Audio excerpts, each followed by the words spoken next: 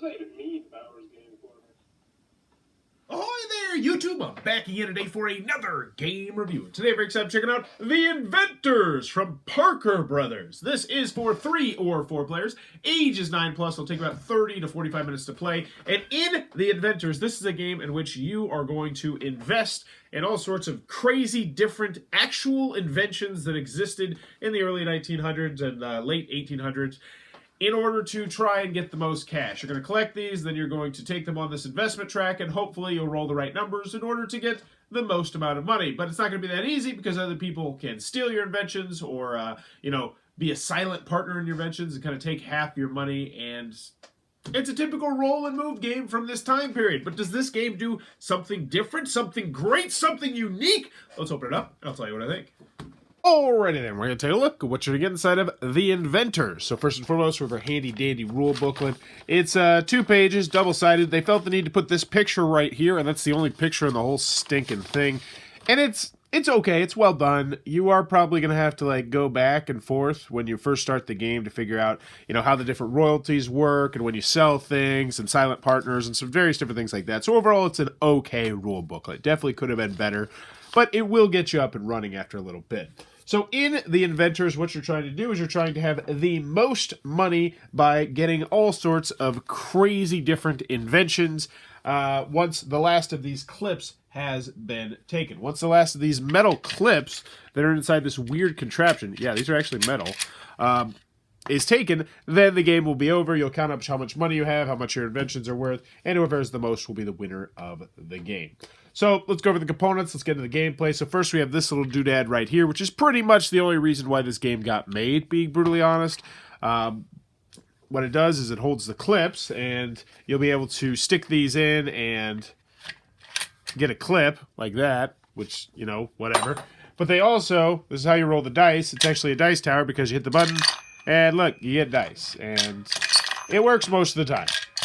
There have been a couple times where it has not worked. Let's see if we can get one of those. We'll do it 3 more times. Does a little bell.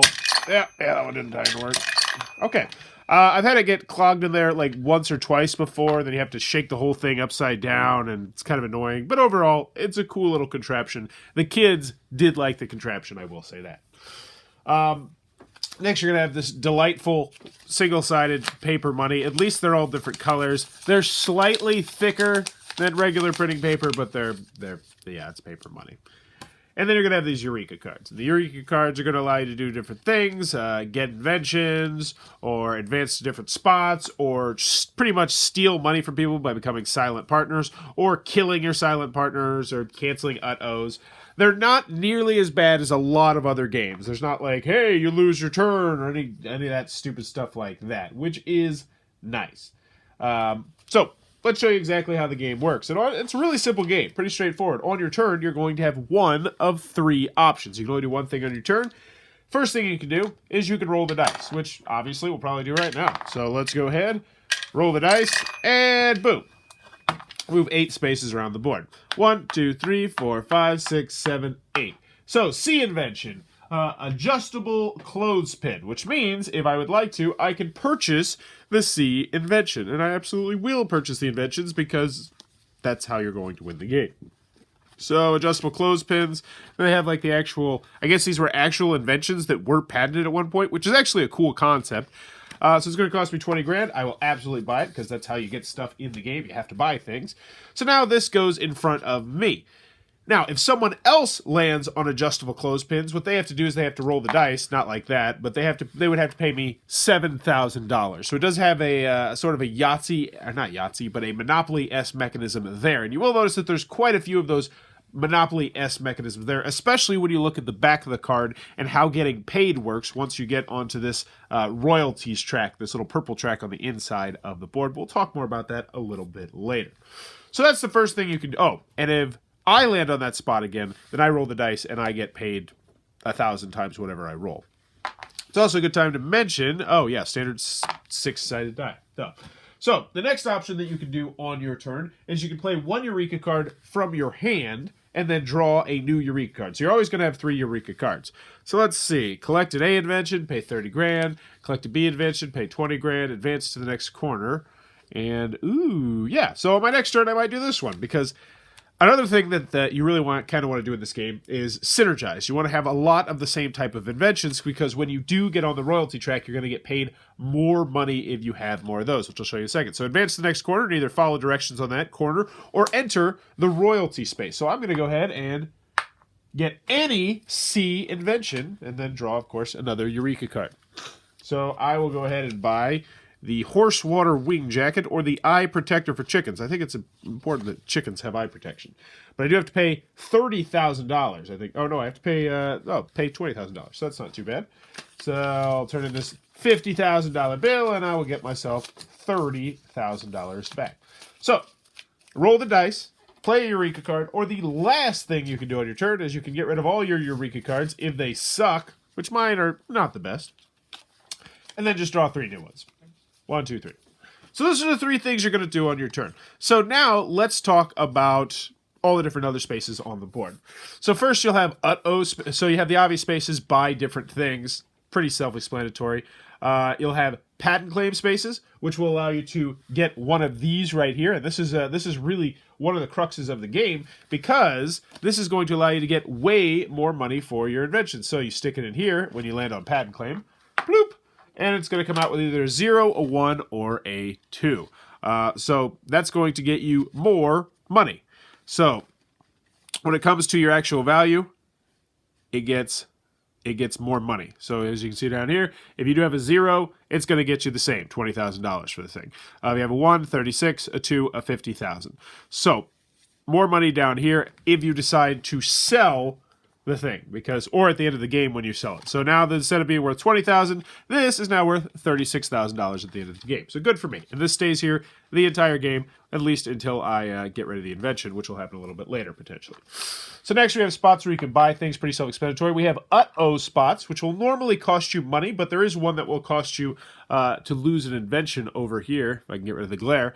And you put the money not actually in the box, but you actually put it right here, because it does have yet another Monopoly-esque mechanism. Actually, a house rule Monopoly-esque mechanism, where if you land on the law office, you collect all the money in the middle of the table. Now, luckily, it's not going to be enough money to really swing the game that much, because I think there's only 2 or 3 spots that ask for your money, and it's only $10,000 a pop, so it's not really that huge of a deal. Any other spots? No. Last we can just get to here. So if you land on a corner spot, you have the choice to either do the thing on the outside or move on to the royalty track. So when you move on to the royalty track, it kind of gets a little bit weird. And this is where you're probably going to need to get back to the rules. I honestly need to do that because I haven't played this game in like a month. But the first thing that's going to happen is you are going to have to pay. So when you finally enter the royalty track, the first thing you have to do is you have to decide if you're going to be doing your level A's, your level B's, or your level C's. And they all go together. Obviously, since I have 2 C's, I'm going to do my 2 C's. And since I have 2 of them, I have the potential to make a lot more money. This is all the points where this is also the point where someone else can become a silent investor, a silent partner, by playing one of these cards. And there's quite a few of these cards. Must be used as soon as opponent declares he will enter the royalty track, pay the investment fee, and collect half of all royalties, because when you get on here, you're going to have to pay an investment fee, which will be right here. So, there's also a kill your silent investor, or something like that, where you don't have to share it with them. But once you get onto the royalty track, this is where you're really going to start making money in the game. And this is, you're going to make some tiddlywink cash on the outside from doing various different stuff, people landing on your spaces. But this is where the money is made, because let's see, it's my next turn. I'm obviously going to roll the dice, because you actually can't play any of your cards while you're on this track. And I got myself an 8. So 1, 2, 3, 4, 5, 6. Actually, that's really, really, really terrible, because I didn't get anything. So I'd go 7, 8. So the big reason why this is so bad is because once you leave the royalty track, you have to give up your inventions and the clip. So the clip goes out of the game. The inventions can go back into the market where people can get them. But I now get no money. So I essentially went here, I paid for the investment fee, and I made absolutely no money. So this game has a lot of luck in that aspect of it, which really does stink. Now, if I did happen to get the 6 and land right here on the dollar space, then I would get to keep going around next turn to here. So as long as you're landing on the dollar space, you're pretty much just going to be banking on cash. But let's just pretend that I got a 5 instead of that 6. So that way I can show you how it works. So if on a 5, I get 4 times the royalty. So I go to the 4, and I see that I don't have an investor, and I have a 1 right there, so I get 28,000. Well, this one had a 1, so it got 28,000. This one had a none, so I got 16,000. So right there, I just picked up $44,000.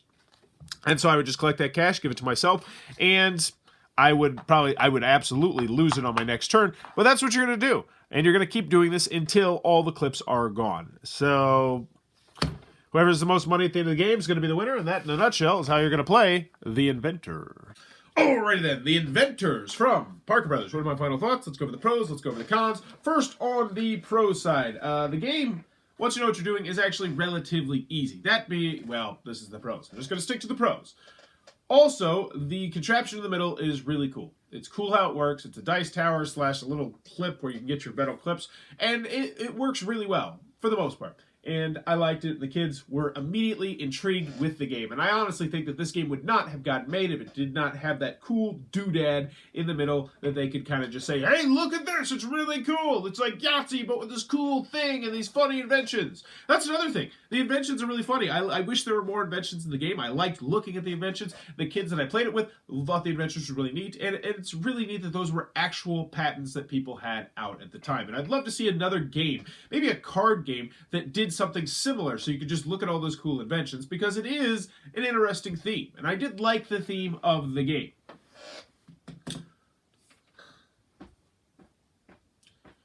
For the most part, yeah, that's not true. The game works. It's not broken.